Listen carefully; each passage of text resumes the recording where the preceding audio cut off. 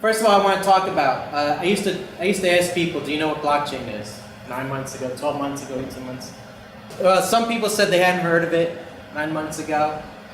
Many heard of it, but didn't know anything about it. I think that's where still a lot of people are in general. Everybody's heard of it. You might know a couple things. And most people have told me that Bitcoin and blockchain are the same thing. So today, it's still, from when I go around, a lot of it's the same thing. I think people are realizing blockchain and Bitcoin aren't the same thing, but they don't know. A lot of people have a negative feeling about the whole industry, a lot of because of the scam ICOs that you might have heard of, which we'll talk about. And a lot of people have written this off as a passing fad. But that's the farthest from the truth. So real quick, I want to talk about the differences between crypto assets. I call them crypto assets. And as I go through this presentation, and as we'll talk to the panelists, people will say things, definitions that, again, the industry hasn't quite coalesced around exactly what is it crypto tokens, cryptocurrency, crypto asset, crypto. Now people are just saying crypto, right? I tend to call it crypto assets because some things act in a certain way and everything, so I feel like crypto asset covers everything. So crypto assets, it's a medium of exchange created and stored electronically in the blockchain, which we're going to talk about this in more depth. And it uses encryption techniques to control the creation of monetary units and to verify the transfer of funds. So that's how these crypto assets are different than, say, the dollar, or more importantly, different than digital cash. Did anybody use any sort of digital cash when the internet first started happening?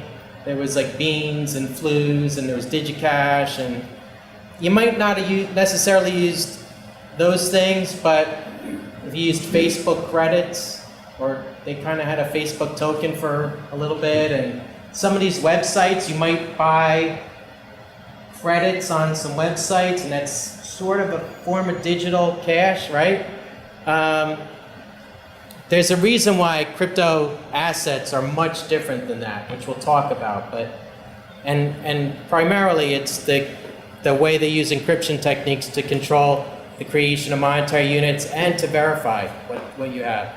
So the best and first and most known example is Bitcoin, which is a very specific digital asset, and it can be treated sometimes as an asset, a store of value like gold, or a currency like the US dollar. I say that it's no longer a currency. Now it can act like a currency. I'm not saying to some extent it's not, but I say it isn't because I feel like it's long past the ability to be legitimately a currency. And this is more my opinion than, and some people feel this way. It's just not stable. It goes up, goes down. In December, I quadrupled my money in like 2 months or 3 months last year. It just went down like 10% the last 2 days, both days. So it goes up and down. And the thing that was great, you would think like, oh, this Bitcoin is awesome. It's going up, and my my $100 is now worth $500. But it's actually, wow, that's great. It's great to have that, right? But you can't spend it because you can't. If you know it's going to keep going up, or you think it's going to keep going up, like who's going to spend $10? There's a story of somebody bought a pizza. When the first purchase ever with Bitcoin was a pizza back in, I believe, 2009, maybe 2010. And that pizza would be worth $7.5 million like last December. Because they spent, I think, 10 Bitcoin or something like that. No, it's more than that. It's like 100 Bitcoin for this pizza. So it was the first offline transaction of Bitcoin, and now it's worth $7 million. So I feel like currency is out the window, in my opinion, but it really acts like a store of value. It really acts like gold. And I'm going to talk about how it's similar to gold, again, in my opinion, and the opinion of some of the literati that you read. Blockchain is a technology that makes it all happen. And Bitcoin and all the other tokens do not work without the blockchain. Bitcoin is an application that lives on top of the blockchain. Blockchain is an underlying technology that makes it all happen. Bitcoin is one use of the blockchain. Does everybody remember AOL Instant Messenger? Do you remember when the internet came along and we were at work and we want to talk to our friends, and before Instant Messenger, or before email, right? You're gonna call people and make arrangements, and then you know, when AOL Instant Messenger came along, you could be at work and you could type like, hey, what's going on, and let's go out tonight, and blah blah blah, and all that stuff. It's pretty easy. You can sit on top of your desktop, and that really spread like wildfire. AOL Instant Messenger, but it was one application on the entire internet. And some people thought like AOL Instant Messenger, and really like, let's just talk about AOL. People thought AOL was the internet, right? AOL was always on top of the internet. It was a layer on top. And you would go into AOL, you would dial up and get the noises and all that stuff, and you would go on to AOL, and what that really was it was their layer on top of the internet, and that was your access to it, and they would feed you stock quotes and give you news and all that stuff. And there was a way to actually get onto the internet through AOL, but you weren't really surfing the internet when you were on AOL. It was one application, one instantiation of the internet. And that's what Bitcoin is to blockchain. And Bitcoin is the most popular instantiation because this happened. So back in 2011, it was only a few cents, maybe $1. And then in December, you could see it spiked. So it's been a year since that big spike. And since then it's come down again. But that's what really drove everybody. That's why a lot of people got into trying to understand it more, taking it more seriously. And a lot of people got very wealthy. And it's one reason why the market got flooded with knockoffs. Can anybody name anything more than Bitcoin? Does anybody know any other coins? Litecoin, yep. Ethereum. Ethereum's a big one. But there's a lot now. And as of April, so this is a little old, there's 1,565 active tokens. Does anybody know how many there are now? It probably hasn't gone up that, I mean, it keeps going up every day, right? But some drop People, off as well. Some go out of business, and that's why it's probably around 1,500. Actually, Vishal, do you know? Any chance? No? Okay. You know, I did this presentation and I quoted January, 6 months ago, and I think it was, something like at 1,000. So it was really going high because of that December push, and in the first quarter of this year, people, even though Bitcoin and all the coins were coming down, we have the euphoria and everybody's doing ICOs, so people were still pushing this. I think it's really important to note that when we talk about crypto, there are really two kinds, and you indicated about store of value and using as a medium of exchange. And certainly Bitcoin is a store of value, but there's a lot of crypto out there, a growing number of different cryptocurrencies that truly are a medium of exchange. Yep. And I'm looking forward to the day when we see Amazonian dollars and Alibaba dollars, etc., and they're going to they're going to be competing for control, and there are a lot of issues, political issues that we're going to have to deal with, including the primacy of the U.S. dollar. And there are a lot of very important sort of public policy issues that are implicated in all of this, and I'm sure we'll get into it. That's absolutely true.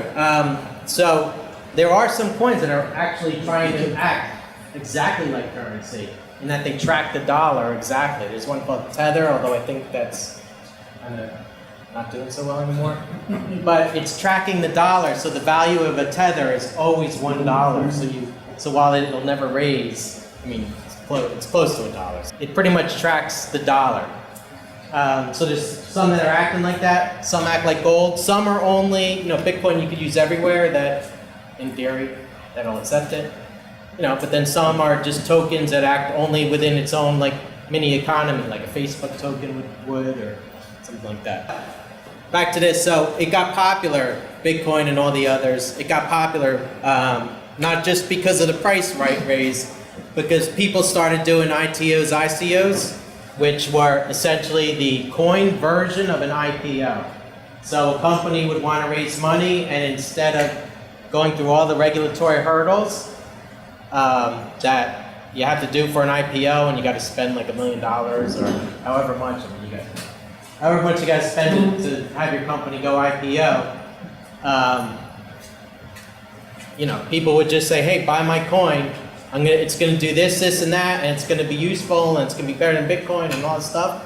And they would raise, at first they were raising like $5 million, and they could raise it like with nothing. And then one of them came out, I forget which one. They raised like $150 million in like 3 days or something, or 30 minutes. I mean, it was crazy. Now there was a lot of backroom stuff going on with that they raised all that. There was little, whatever. There was some backroom stuff going on that they could raise that much money that quickly. But the fact is, they were able to do it. And since then, regulations have kind of started to come down, and they kind of put a clamp on that, and you can't do it as much. But for the last year or so, that's been happening, and people have been making money. So that's made everything a lot more popular. Ethereum you started to be able to make business use cases for using the blockchain. And we're going to talk about that a little later. But you were able to create these things called smart contracts, which could govern business. Like you could have automatic payments based on a performance of a service automatically without people having to do anything. If this happened, it would automatically get paid. And there was that's how a smart contract could potentially work. So people started thinking of use cases for that, so things went up. And then, they created this Kickstarter-like creation of projects with these, just building out the infrastructure of the blockchain as they had to do with the internet 20 years ago. But largely it was because it was free money. It's a version of crowdfunding. Right. ICO is crowdfunding. So what exactly is the blockchain? Picture as a spreadsheet. And there'll be more, but picture as a spreadsheet used to record transactions. Right? When transactions get put onto the blockchain, let's say I'm going to pay Kurt 10 Bitcoin a year ago because I can't afford it. I can't afford it now, but when it was like at $10, I could afford it. If I was going to pay Kurt 10 Bitcoin, it would get recorded onto the blockchain, and how that would work is. It gets, I make the transaction happen through the wallet exchange, or however I send the money. I understand what his keys are, and I send the money, and it gets recorded onto a block, and then a block, and when we talk about the mining process, Jeff will be able to talk about that. The block gets recorded onto the entire chain. Of blocks. Like blocks just get added to each other, and it's essentially like cells or lines on a spreadsheet, and it just gets added to each other. And the thing is, they never erase another line. Like a previous line never gets erased. It can never get edited. If you ever want to edit some kind of transaction, you got to show like a deletion and then an addition. There's no editing of any information that's on the blockchain. So my transaction gets written into a block, which is like a line on a thing, and that block gets written into the blockchain. It gets put onto the blockchain, and all the miners on the blockchain are verifying to make sure it's all correct and that you have the money to give and all this stuff like that happen. So it's like a ledger, but it's distributed across thousands and thousands of computers. The idea that eventually it'll be millions of computers across the world.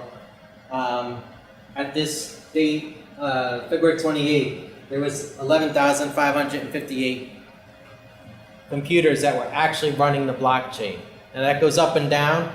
You can imagine when the price of Bitcoin is $20,000 of Bitcoin, there's a lot more nodes that are running it than when it's $4,000. So as the price of Bitcoin goes up, there's more people on the network. Now that doesn't mean there's only 11,000 people using Bitcoin or transacting Bitcoin.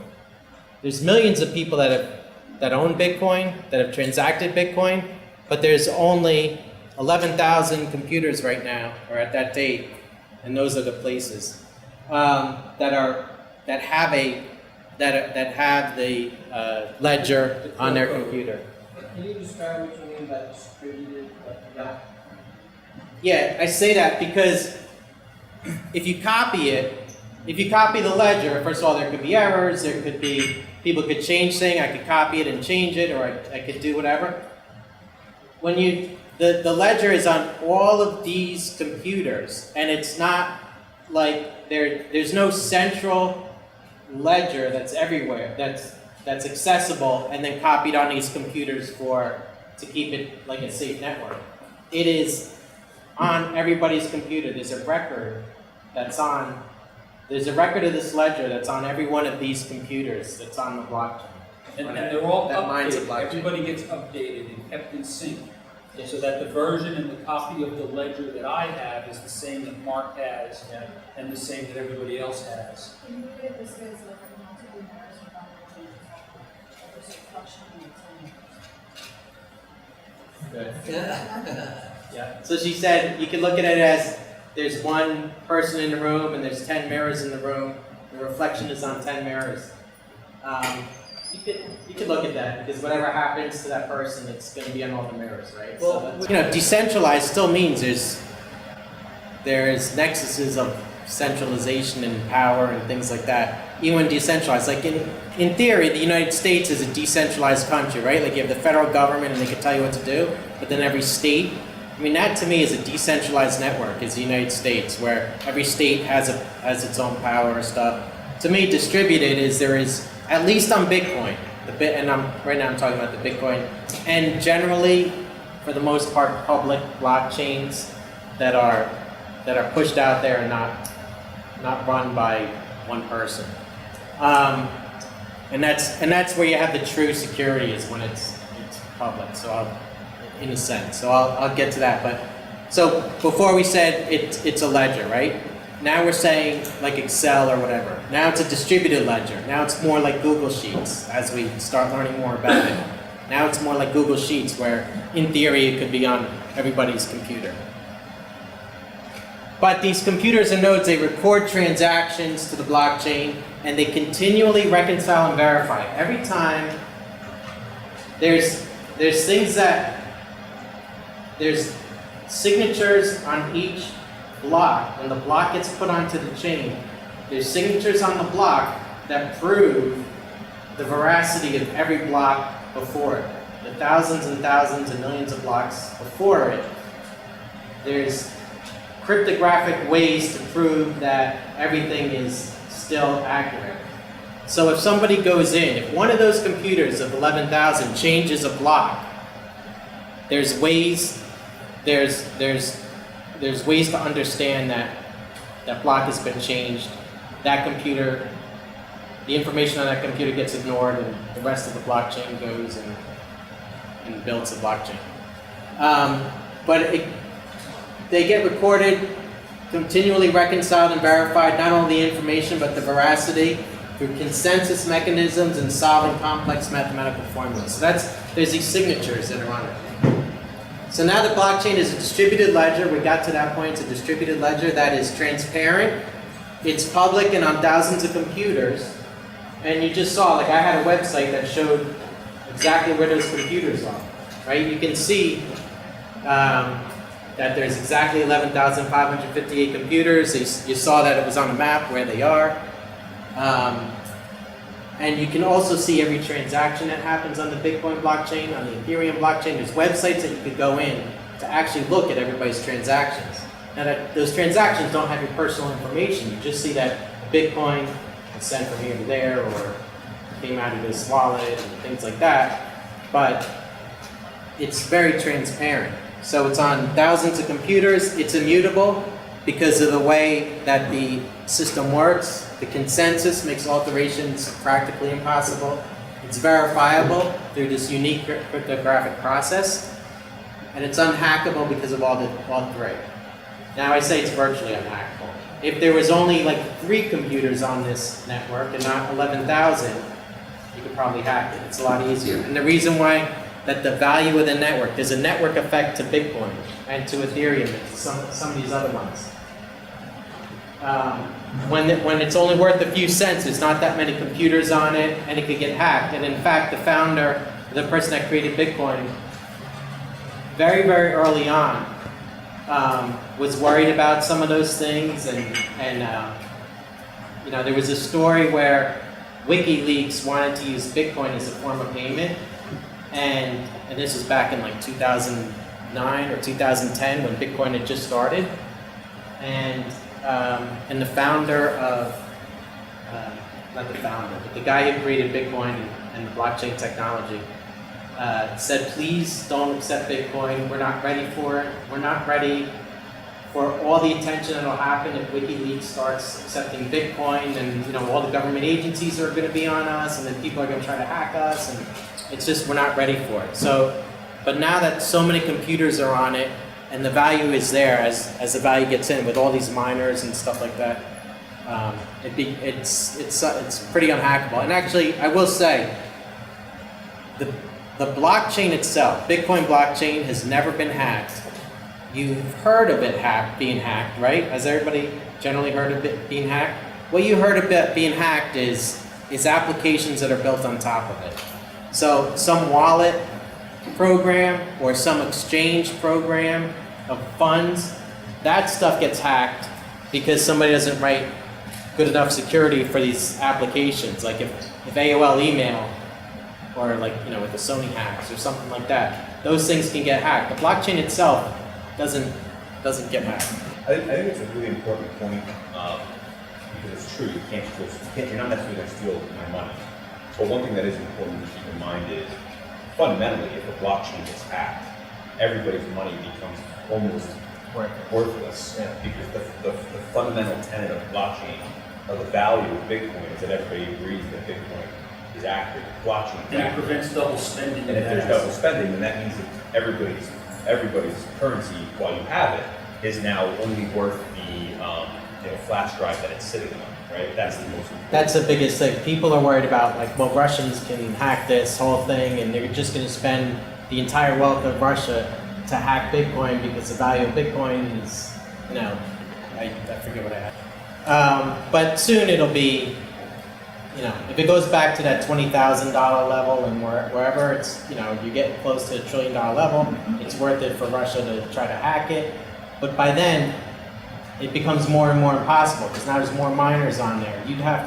It would just be impossible to spend enough money to make an effect on all these computers and all these blocks, and to do it quick enough, and to. I'm sure we'll cover in a second. You may want to define miners, right? So like, why do these 11,000 nodes? Why are they motivated to actually validate transactions? So that's why I was trying not to go too much into miners, because Jeff is much more knowledgeable about this because he actually mines. So with all that, I had it back here. So the blockchain is transparent, immutable, verifiable. That's why this is amazing, and unhackable because of all 3. You keep referring to the blockchain. Is it singular? No. So right now, I'm in general, I'm talking about public blockchains, kind of specifically about Bitcoin, because Bitcoin's the one with the history. Bitcoin's the one that's been around since 2009. It's the Rose Bowl, the granddaddy of them all. Yeah. This is the largest blockchain. So that's the largest one. That's what kind of a lot of people are on. Ethereum is one. You've heard of Ethereum. Ether is a coin for Ethereum, for the token for Ethereum, and there's other ones. There's Hyperledger. Because it's a distributed ledger, you can start your own blockchain. Anybody can start their own blockchain. And companies do. Like Amazon is going to have theirs. They're all going to, all the companies, and those are private blockchains. There's a consortium. Blockchain Ether's the coin that rides on that. Yeah. And like there's a consortium of banks. There's a consortium in the shipping industry. There's a consortium everywhere. But of banks, for instance, like the 6th or 7th largest Wall Street banks got together and created a blockchain project in which they did global interbank transfers between each other, in between like one bank to another and stuff. Is it a one-to-one relationship though between the coin and the blockchain? Or The blockchain is a technology. Then you can have hundreds of millions of coins on the same blockchain? on one blockchain, yeah. Hold on. A perfect business case for blockchain technology is title business, right? So when you want to buy a house, you have to go pay a title agent to verify the ownership. It has the ownership of that house, right? If we had a blockchain that was used that could validate the past ownership of houses, you actually wouldn't need a title agent to do that. You would just go on this blockchain. We use the term blockchain. It's just a distributed ledger. A blockchain is So you inside. go into the application that verifies That verify. Another one is, one of the most stolen things on the planet is art, right? So what if all of the art that existed was tracked, with the ownership of art that exists was tracked on a blockchain? That would disrupt that industry, or that would probably actually, bring that industry forward versus the title industry, which may be disrupted. We talk about Bitcoin because it's the first use case. Yeah. It was the first thing that validated that conceptually that blockchain and distributed ledger technology work. But in the future, probably many more use cases that are not tokens or currencies. And we'll talk about this in the panel, but the title is a good instance, in sense there's places obviously like we were saying even with the coins. Here it's irrelevant about whether it's a currency or not, but Venezuela it's very important.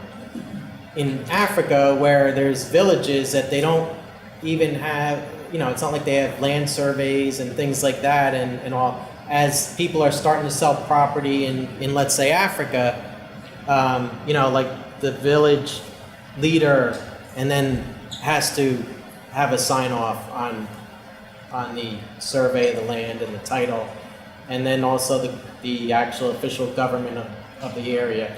And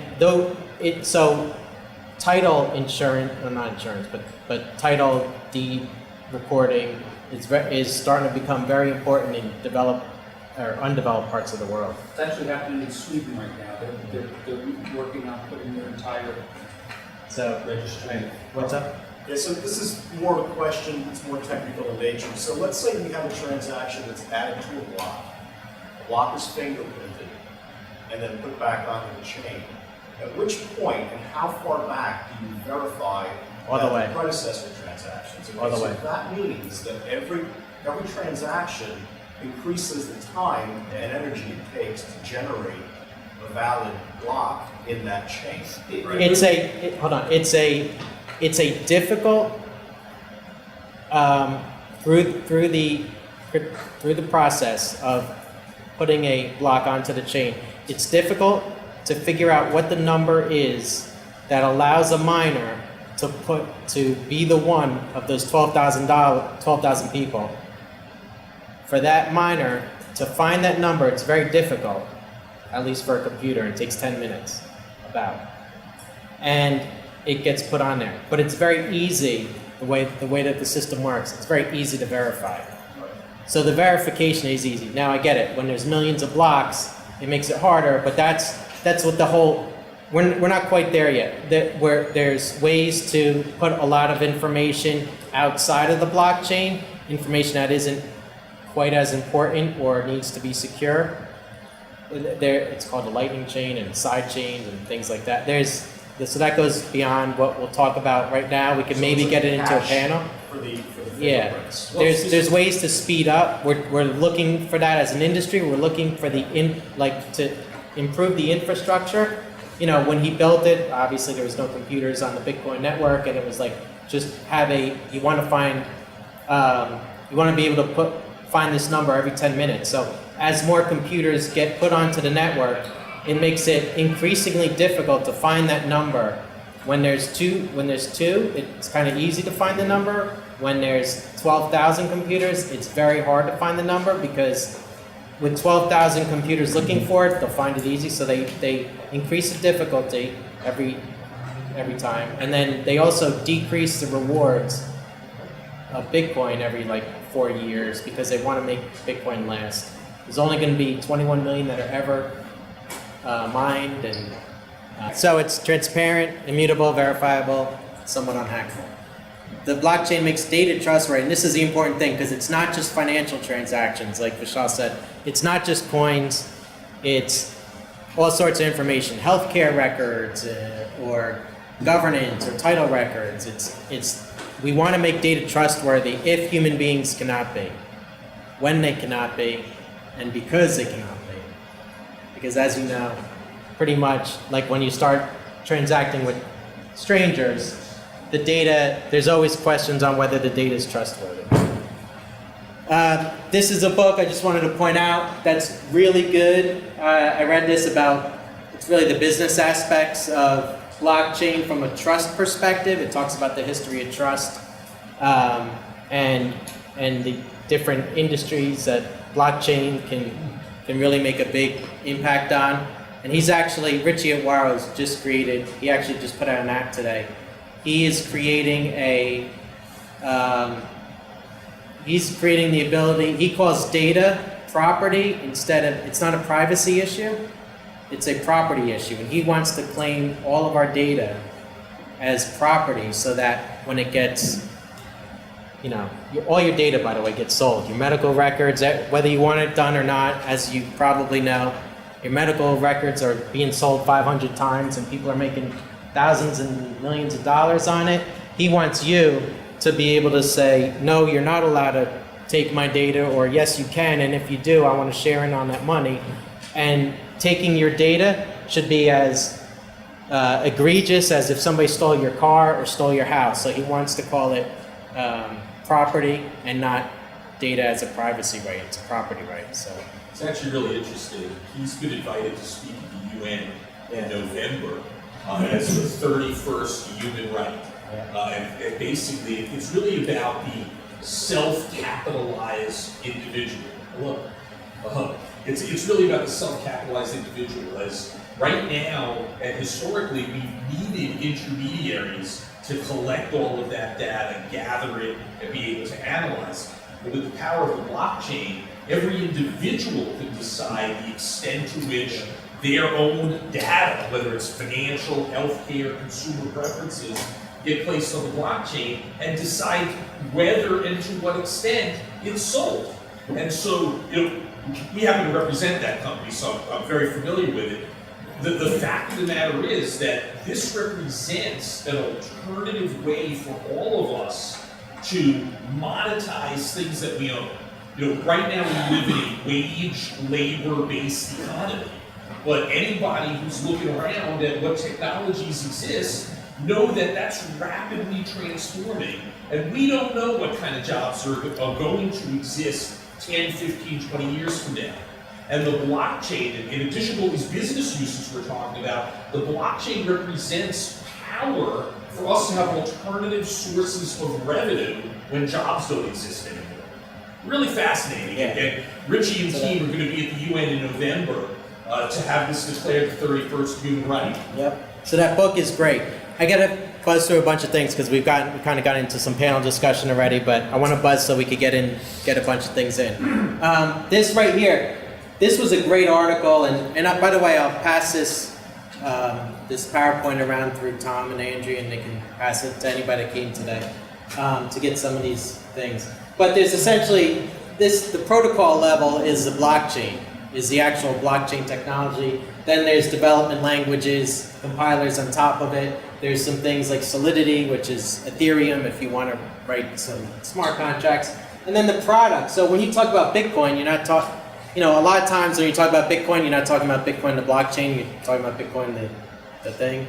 Ether versus Ethereum, smart contracts, crypto. Anybody own a CryptoKitty? Or heard about it? No? So CryptoKitties, and there's like Dropbox for blockchain, things like that. There's different names. But the things that you will probably hear about in the future were pretty much the products, but know that the blockchain is kind of on this bottom level, right? So really quick, let me talk about how it all came about. In the 70s, cryptography was pretty much practiced in secret by military. It's a great movie, by the way. The Imitation Game, please see it, it's so awesome. Tim Berners-Lee created the World Wide Web in 1991, and hypertext links. Then in 1992, the cypherpunks mailing list came about. Tim May, Eric Hughes, and John Gilmore. Those three are important. They created the cypherpunks in 1992, and then in the 90s, the rise of the cypherpunks, not cyberpunks. And Satoshi Nakamoto, who created Bitcoin, we actually don't know who that is. It's just a pseudonym. Hal Finney, he was the one that received the first Bitcoin. Nick Szabo was the one. He's the one that people actually think is Satoshi Nakamoto. There's Julian Assange from WikiLeaks. All these guys and so many others were in the cypherpunks. It was just this mailing list, and they would talk about kind of some privacy issues and anarchist stuff. And then around that time, they also created digital cash. So I remember I was working with a company that transacted with Beans. Beans wasn't the company, but we were using them. And then DigiCash was a big digital cash. You might have heard of some of these, like Flues kind of got big. Beans was a little bit. So they were creating digital cash type of things. They wanted to do it once the internet proliferated, right? And then three important documents came out. David Chaum in 1985 wrote Security Without Identification, which talked about anonymous digital cash. Tim May, this is a big one, wrote the Crypto Anarchist Manifesto, which talked about the irony of central authorities letting individuals be private and free. And the interesting thing about him is he talked about something like the Silk Road. Has anybody heard about the Silk Road? So the Silk Road was a site where essentially sex, drugs, and guns were transacted, and all sorts of bad things. Some good things too, but mostly he went on Silk Road to find some drugs. So he didn't know what the Silk Road was because it wasn't created, but he foresaw something like the Silk Road happening, and that government would use the nefarious purposes of the Silk Road to essentially get rid of any kind of digital cash or rein in your freedom and privacy. In 1993, Eric Hughes created the Cypherpunk Manifesto, and one of the things he wrote was the technologies of the past did not allow for the strong privacy, but electronic technologies do. And he talked about social contract is important for privacy. The problem with digital cash before Bitcoin, right? It was all controlled by third-party corporations. So, one guy would create digital cash or Beans. They could just go create more. Okay. They could create more if they wanted, right? There was no proof that there was a double spend problem. You could potentially, if you could hack it, you could spend coins. You could have 10 coins in your wallet and possibly spend them in two places. You could copy digital files, things like that, and there wasn't widespread acceptance and adoption. It could be popular on one website, and that was pretty much it. There was a calm before the BitStorm. After the first internet bubble crashed, what happened? People started feeling really good. Stock market was up. It was super easy to get debt. Everybody was just mortgages, everything. That was super easy. Promise of the internet was starting to be realized. The iPhone, Amazon, Netflix, all that started coming out. But it wasn't completely freedom and privacy that the cypherpunks cared about. Started to take a back seat because of 9/11 and the Patriot Freedom Act. And then digital cash wasn't that important because Venmo, PayPal, and Dwala started coming about. So, regular cash was easy to transact, borderless and things like that. And everybody started feeling good. They didn't really care about all these anarchist, anti-government stuff. But then what happened? Lehman Brothers, this guy, Madoff, right? All this stuff started happening. So in 2008, it's kind of a bad scene, as we all know, the recession, maybe not for everybody, but in general. And then it wasn't a coincidence that in 2008, at least I feel, a lot of people feel, that, Satoshi Nakamoto reveals his ability to create Bitcoin by releasing this paper in October of 2008. A peer-to-peer electronic cash system. It was only 8 pages, and it describes the basis for what the invention of Bitcoin is and the discovery of blockchain. I describe blockchain as a discovery. because first of all, it wasn't a new language, it wasn't new technology, it was all built on stuff that already existed. To me, it's such a profound discovery, or a profound invention that will change the way we do business. In 20 years, every business generally will probably have some kind of blockchain component or be running on a blockchain or something. At least that's the way I see it. And it's such an amazing discovery, the way that Satoshi Nakamoto came up with this blockchain. So January, he released the first version of Bitcoin and gave How Finney 10 Bitcoin. This book, it's another great book by Nathaniel Popper, New York Times. It gives you the whole history from the beginning. It's very much like a Michael Lewis type of book, where it's just, even though it's about history and stuff, it's completely a fascinating read. So what does this all mean for blockchain? Satoshi discovered a process in which he eliminated double spend concern. Remember, that's being able to copy coin files and things like that. Central authority is not controlling. He eliminated central authority controlling the coins. System hacks don't happen. Geographical, political, or national borders are irrelevant. And the need for manipulated fiat currency, right? The US dollar is so manipulated. They print it whenever they want. They double the supply. They do whatever they want. There's very set rules that everybody in the industry knows what Bitcoin is, how much can be mined, how much is available. It's transparent what's available. They can never say like, oh, let's just double it. So it reduced time to clear transactions and fees to transmit value. When I say that, even though it takes 10 minutes, how much time does it take for your bank to clear a transaction, right? It used to take 10 days, now it takes a day, but still, it's like, why is the banks keeping our money like that? So now it's, at least if it's Bitcoin, it's 10 minutes, some of them are seconds. And it added trust and data and transparency. So some of this stuff we're gonna talk about, beyond Bitcoin, we'll talk about in the panels.